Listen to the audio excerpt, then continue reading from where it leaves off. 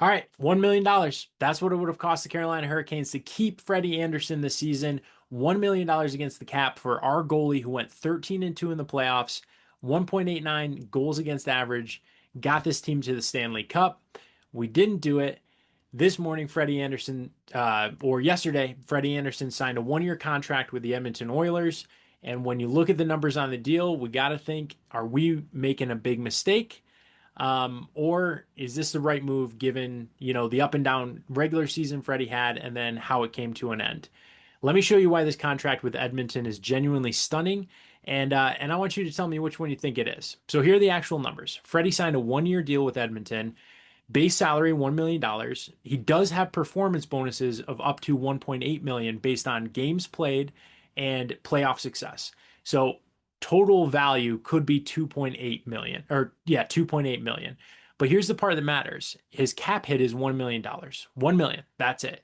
So for a goalie who went 13-2 in the playoffs, 1.89 goals against average, 3 shutouts, 8 straight wins in the Eastern Conference, the guy who anchored Carolina's cup run until, injury, performance, whatever, combination of the two, forced him out during the final. Edmonton just got a Stanley Cup goalie with quite a playoff resume for the same cap hit as like a fourth liner. All right. And here's the part I want every Caniac, every one of us to sit with. Freddie was making $2.75 million with Carolina last year. That was a cap hit. That was his cap hit for us. That was the deal. He just signed with Edmonton for $1 million. Carolina could have brought him back, right? Theoretically, for less than what we were paying him last year. We chose not to. So we let a Stanley Cup goalie walk in free agency to a team that signed him for less money than Carolina was already paying him. Now, to be clear, the total dollar value with bonuses is 2.8 million. So if Freddie hits all his incentives, Edmonton's paying him roughly what Carolina was. But that's the point.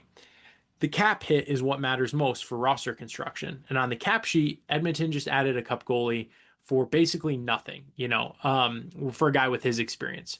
So the question is, like, did our front office screw this up? There's a case for yes. Freddie was one of the best playoff goalies in hockey the last 2 months. 8 straight wins in the Eastern Conference final run. The guy the entire cup team was built around until the very end when he ran out of gas, got hurt, got replaced by Bussy. But at $1 million against the cap, he was basically free insurance for Bussy and Kochetkov. So Carolina is going into next season with Bussy as their probable starter. He's 27, has 40 career NHL games, and that's as of now, right? We just look at what we've got right now. Bussy is the probable starter. 40 career NHL games, has never been a full-time number one, right? There's always been something else going on. He stepped up this year. He's a rookie this past year. Kochetkov is your backup. He's talented, but he has his own consistency issues. So if either of these guys struggles or gets hurt, Carolina doesn't have a proven cup level insurance policy anymore. For $1 million, you could have had that, and we didn't do it. Now, here's the case for, which we all, I think, know, for Tulsky, the front office, making the right move here. Freddie's 36. He's had a long injury history. He obviously had that scary blood clot thing. Regular season last year, we know what happened. 3.05 goals against average, 16 wins, 14 losses. Brind'Amour had to use a full committee approach because Freddie just couldn't carry the starting load all season. Yes, he was incredible in the playoffs, but playoff Freddie and regular season Freddie have been two very different goalies for 2 years now. And you can't build a regular season around playoff Freddie. So meanwhile, Bussy and Kochetkov, cost certainty, youth, there's upside there. They're still growing. Hopefully both still getting better. Two goalie system. We modeled that in the run to the cup. So here's where I actually land on it. I don't think this is a mistake, but I think it's a bigger risk than we're talking about. I don't know who else if we're still going to go after Hellebuck. I hear rumors that the Sabres are maybe looking like where he might go. Tulsky is betting that Bussy's playoff performance in the cup wasn't a fluke. He's betting Kochetkov can be a legit backup we can trust and could, carry us through a stretch.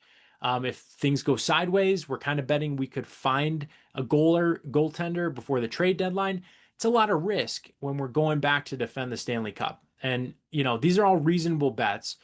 But I come back to Freddie at $1 million was the safest possible insurance policy in the entire NHL. And we passed on it. So if Bussy has a good season, nobody remembers this. If Bussy struggles in October, every Caniac is going to remember the day we let Freddie walk to Edmonton for less money than we were paying him. Meanwhile, Edmonton just landed the ultimate reunion story. So, I'm always happy for Freddie. Love Freddie. He's a Hurricane, right? Freddie played for Mike Babcock, the head coach, for DJ Smith in Toronto. He played with Zach Hyman there. He knows the system, the coaches, the players. The Oilers have been trying to figure out a goaltender problem for a long time. And they got Freddie at a really good price. If Freddie stays healthy, it's a really great free agent value signing. If he gets hurt, Edmonton loses not much, right? They've got backups.